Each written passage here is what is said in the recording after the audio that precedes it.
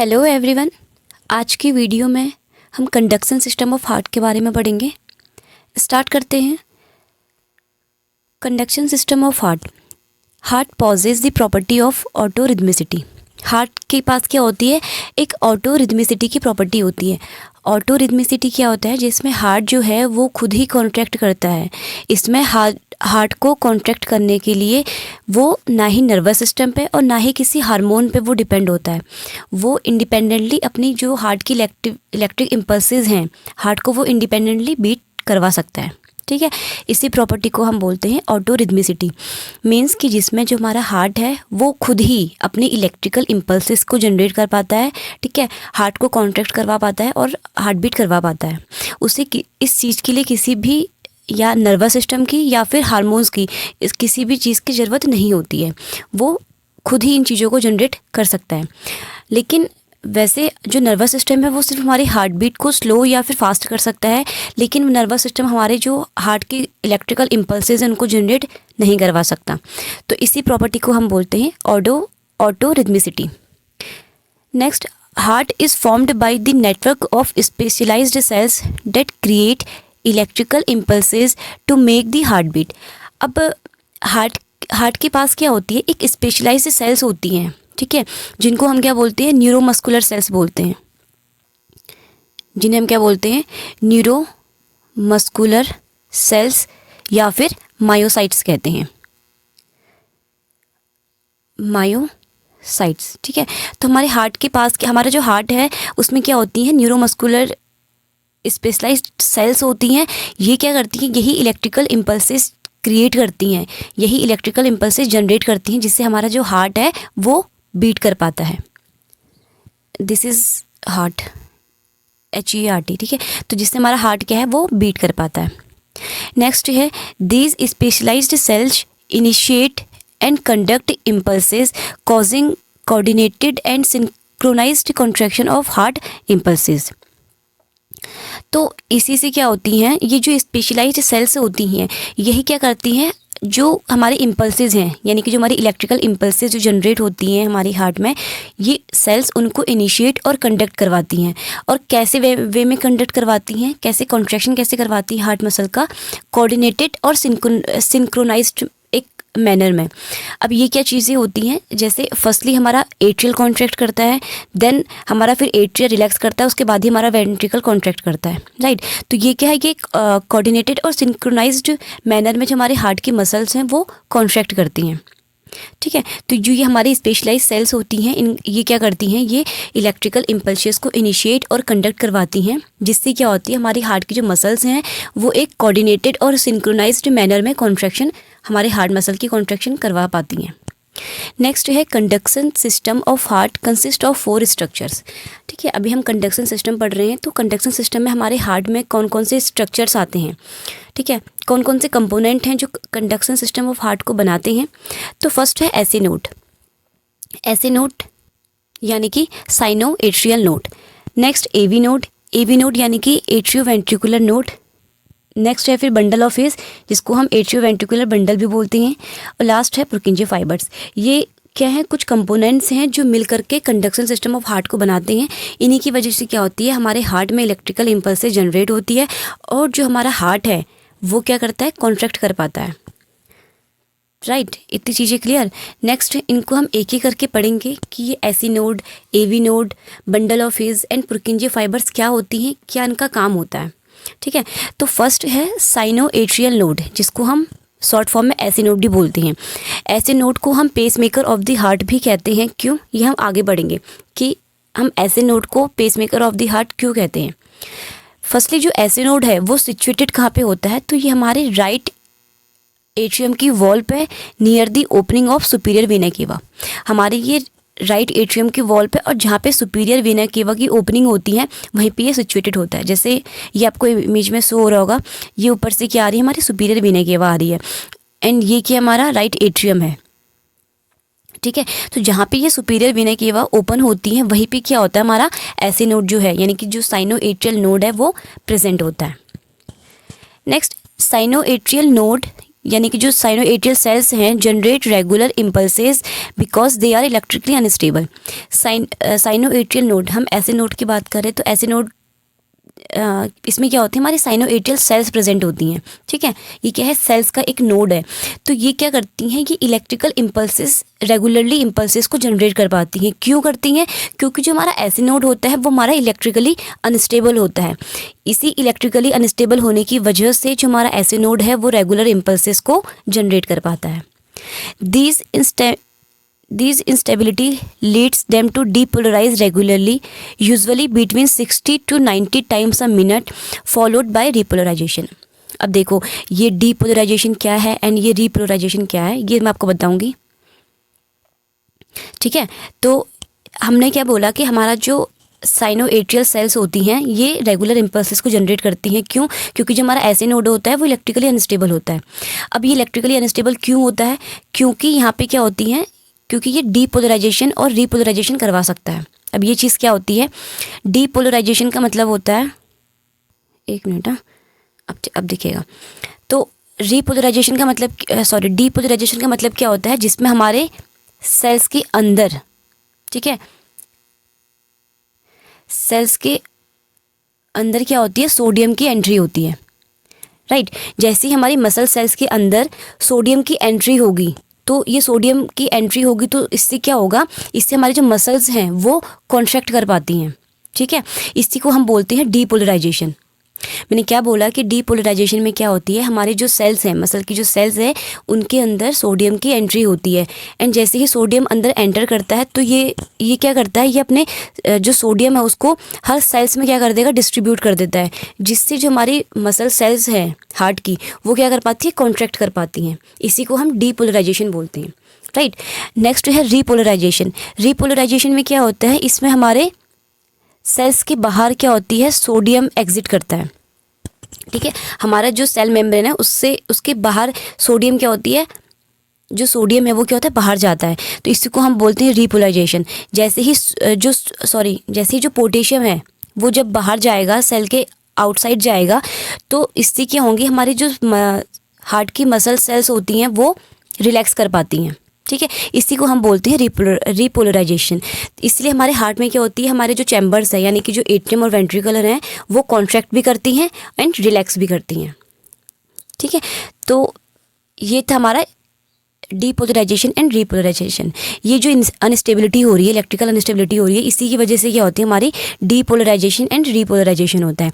Depolarisation में हमारे muscle cells के अंदर सोडियम की एंट्री होती है, उसके बाद जो सोडियम है वो हर सेल्स में डिस्ट्रीब्यूट हो जाता है, ताकि जो मसल सेल्स हैं वो क्या हो, जो मसल सेल्स हैं वो क्या हो, कॉन्ट्रैक्ट कर सके। ठीक है, एंड रीपोलराइजेशन में क्या होगा, जो पोटेशियम है वो सेल्स के बाहर एग्जिट होगा, जिससे क्या होगा, जो मसल सेल है वो रिलैक्स हो पाएंगी।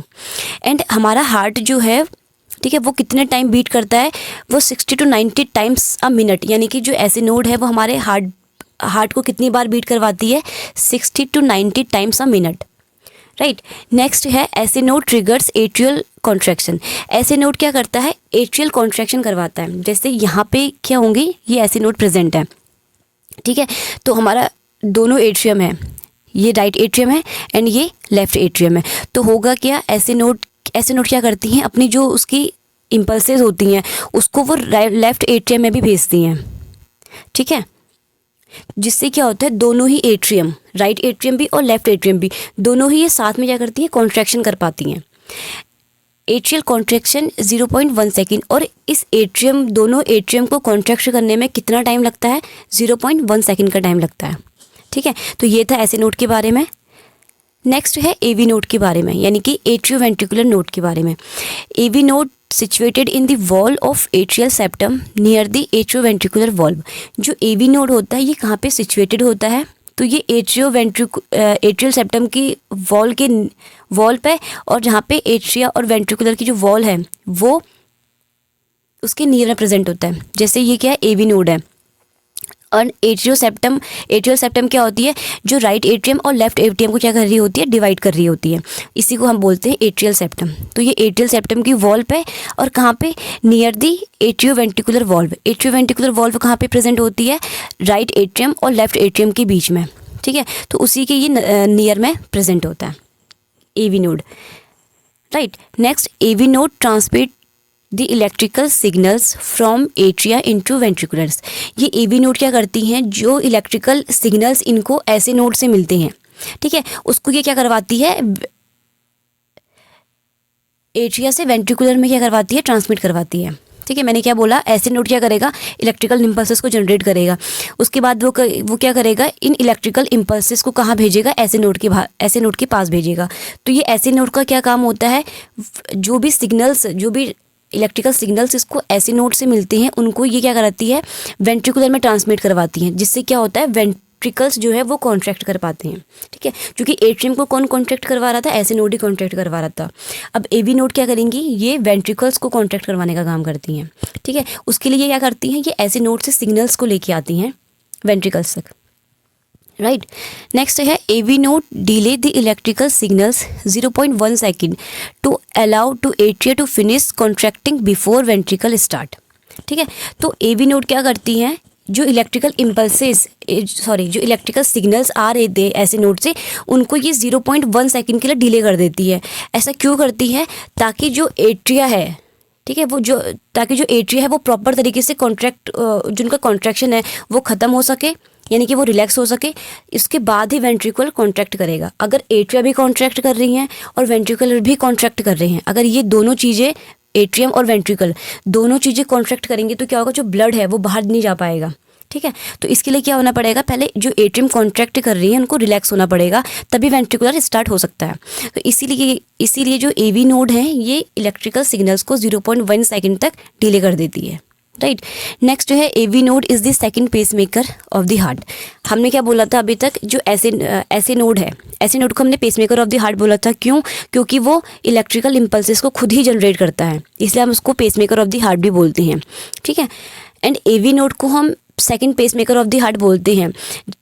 जैसे ही देखो, होता क्या है कि अगर ऐसे नोड में कोई प्रॉब्लम आ जाए, ठीक है, ऐसे नोड में कोई दिक्कत आ जाए, तो उस टाइम पे क्या होगा, जो AV नोड होता है वो खुद ही इलेक्ट्रिकल इम्पल्सेस को जनरेट करना स्टार्ट कर देता है, इसीलिए हम इसको second pacemaker of the heart भी कहते हैं।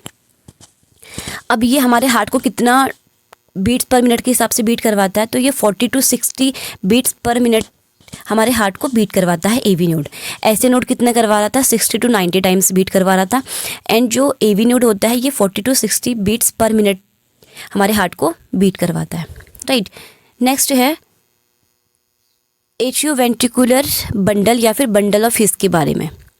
जो हमारी बंडल ऑफ हिस है, इसको हम AV बंडल ऑफ हिस भी बोलते हैं या फिर एट्रियोवेंट्रिकुलर बंडल भी कहते हैं, ओके। तो ये क्या चीज़ है, bundle of His is a mass of specialised fibres that originate from AV node. तो बंडल ऑफ हिस क्या है, ये एक स्पेशलाइज्ड फाइबर का एक मास है जो कहाँ से ओरिजिनेट हुआ है, AV नोड से ही ओरिजिनेट हुआ है। ये सबको इमेज में शो हो रहा होगा, ये हमारा AV नोड है एंड ये क्या है हमारा, ये बंडल ऑफ हिस है, ठीक है। इस तरीके से होता है बंडल ऑफ हिस, ठीक है। तो ये क्या करता है, ये ओरिजिनेट कहाँ से हुआ है, AV नोड से ही ओरिजिनेट हुआ है। Next, AV node divided into right and left bundle branches at the upper end of ventricular septum. तो जो ये AV बंडल्स हैं, ठीक है, ये AV बंडल्स क्या होती हैं, आगे जा कर के ये राइट बंडल ब्रांचेस में और लेफ्ट बंडल ब्रांचेस में क्या होती हैं, डिवाइड हो जाती हैं, ठीक है। तो जो ये राइट बंडल ब्रांचेस होती है, ये क्या करती है, ये राइट वेंट्रिकल को कॉन्ट्रैक्ट करवाती हैं। एंड जो लेफ्ट बंडल ब्रांचेस होती हैं, ये लेफ्ट वेंट्रिकुलर को कॉन्ट्रैक्ट करवाने का काम करती हैं, ओके। और ये कहाँ पे डिवाइड होती हैं, ये होती हैं वेंट्रिकुलर सेप्टम के अपर एंड पे, यहाँ से ये डिवाइड हो रही हैं। तो ये क्या करती हैं, जो राइट बंडल ब्रांचेज हैं वो राइट एट्रियम को कॉन्ट्रैक्ट करवाने का काम करती हैं एंड जो लेफ़्ट बंडल ब्रांचेज हैं वो लेफ़्ट वेंट्रिकुलर को कॉन्ट्रैक्ट करवाने का काम करती हैं। नेक्स्ट है पुरकिंजी फाइबर्स के बारे में। पुरकिंजी फाइबर्स क्या होती हैं, the branches of bundle of His breaks up into fine fibres called Purkinje fibres. तो इसने क्या बोला कि इसने ये बोला कि जो बंडल ऑफ हिस की जो ब्रांचेस हमने बोली थी कि वो राइट बंडल ब्रांच में और लेफ़्ट बंडल ब्रांच में वो डिवाइड होती हैं।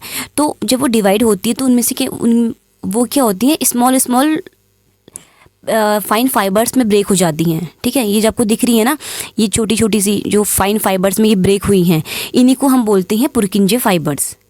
ठीक है, यही होती है हमारी पुरकिंजे फाइबर्स। तो ये कहाँ से कैसे बनती हैं? जब बंडल ब्रांचेज, राइट और लेफ्ट बंडल ब्रांचेज जो है, जब वो डिवाइड होता है तो उसमें से फाइन फाइबर्स के रूप में वो ब्रेकअप हो जाती हैं। ठीक है, इन्हीं को हम बोलते हैं पुरकिंजे फाइबर्स। नेक्स्ट है AV bundle, bundle branches and Purkinje fibers transmit electrical impulses from AV node to apex of the heart where ventricular contraction begin। तो इसने क्या बोला कि ये जो AV बंडल होती हैं, ठीक है, यानी कि जो बंडल ऑफ हीज हैं और जो बंडल ब्रांचेज है, ठीक है, ये जो बंडल ऑफ हीज, तो ये दिखेगा भी नहीं इस कलर में को, तो ये जो बंडल ऑफ हीज हैं, बंडल ब्रांचेज हैं एंड जो पुरकिंजे फाइबर्स हैं, ये क्या करती हैं? ये एवी नोड से जो भी इलेक्ट्रिकल सिग्नल्स होती हैं उनको एपेक्स ऑफ द हार्ट, ठीक है, एपेक्स ऑफ द हार्ट तक ये लेके आने का काम करती हैं। जब ये इस सिग्नल्स को एपेक्स ऑफ द हार्ट यानी कि वेंट्रिकल्स लेके आएंगी, चाहे वो लेफ्ट वेंट्रिकुलर हो या फिर चाहे वो लेफ्ट वेंट्रिकल हो, तो जब ये उसको एपेक्स ऑफ द हार्ट तक लेके आएंगी तो वहाँ पे उसकी वजह से क्या होगा? जो वेंट्रिकल्स हैं वो कॉन्ट्रैक्ट करना स्टार्ट कर देती हैं। ठीक है, क्योंकि वेंट्रिकुलर को कॉन्ट्रैक्ट करवाने में क्या होगा कि जो वो कॉन्ट्रैक्ट कैसे होंगी? जब सिग्नल्स वहाँ तक पहुँचेंगे तभी तो वो कॉन्ट्रैक्ट हो पाएगी हमारी वेंट्रिकल्स। तो इन्हीं ये जो बंडल ब्रांचेज हैं, बंडल ऑफ हीज है एंड जो पुरकिंजे फाइबर्स हैं, इनका क्या काम होता है कि ये एवी नोड से उन इलेक्ट्रिकल इम्पल्सेस को या फिर जो इलेक्ट्रिकल सिग्नल्स हैं उनको लेके आए एपेक्स ऑफ द हार्ट तक, जिससे हमारा जो वेंट्रिकल है, दोनों वेंट्रिकुलर है, राइट भी एंड लेफ्ट वेंट्रिकल भी, दोनों ही क्या कर सके? कॉन्ट्रैक्ट करना स्टार्ट कर सके। राइट, नेक्स्ट है it then swept upward and outward pumping blood into pulmonary atria and aorta. अब जो ये क्या करती हैं, जब ये बंडल ब्रांचेस जो हैं, जब वो डिवाइड होती हैं राइट एंड लेफ्ट में, ठीक है, एंड जो पुरकिंजे फाइबर्स है जब उनमें से ब्रेकअप होती हैं फाइन फाइबर्स में, तो ये ऊपर की ओर भी कवर अप करती हैं वेंट्रिकल्स को। ठीक है, ऊपर की ओर तक कवर करती हैं, जिससे क्या हो, जो ब्लड है वो पल्मोनरी आर्टरी से भी पंप हो सके और एओर्टा से भी पंप हो सके। पल्मोनरी आर्टरी से पंप होकर कहाँ पे जाएगा? हमारे लंग्स में जाएगा, एंड जो एओर्टा है वहाँ से कहाँ जाएगा? हमारी पूरी बॉडी में वो जो ब्लड है वो सर्कुलेट हो पाएगा। राइट, नेक्स्ट है वेंट्रिकुलर कॉन्ट्रैक्शन टेक्स 0.3 सेकेंड। अब ये जो वेंट्रिकुलर कॉन्ट्रैक्ट हो रही हैं, चाहे वो राइट वेंट्रिकल हो और लेफ्ट वेंट्रिकल हो, तो जब ये कॉन्ट्रैक्ट होती हैं तो इनको कॉन्ट्रैक्शन में कितना टाइम लगता है? 0.3 सेकेंड का टाइम ये लेती हैं कॉन्ट्रैक्ट करने में। ठीक है, तो ये था पुरकिंजे फाइबर्स के बारे में। तो ये था हमारा all over conduction system of heart के बारे में। ठीक है, हमारा कंडक्शन सिस्टम ऑफ हार्ट क्या होता है, कौन कौन से कंपोनेंट्स हमारे कंडक्शन सिस्टम ऑफ हार्ट को बनाते हैं, उन सब चीज़ों के बारे में था, जिसमें हमने AC node, AV node, Purkinje bundle of His and Purkinje fibres के बारे में पढ़ा। आई होप कि आपको ये वीडियो समझ आई होगी। Thank you.